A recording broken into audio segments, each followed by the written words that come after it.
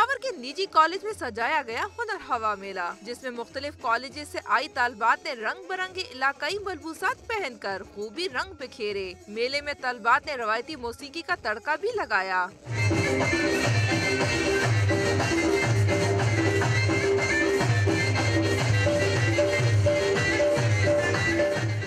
मेले में थे कुड़ियों के दिलचस्पी के सभी सामान। किसी ने फेस पेंटिंग की तो किसी ने जोहर दिखाई अपनी सलाहियतों के गुलकारी और मॉडलिंग के जरिए। फेस्टिवल में तलबात की तफरीह के लिए मकामी गुलकारों ने भी फन का जादू जगाया। कैमरामैन शबीर हुसैन के साथ हिरा शॉ, डॉन न्यूज़, पेशावर।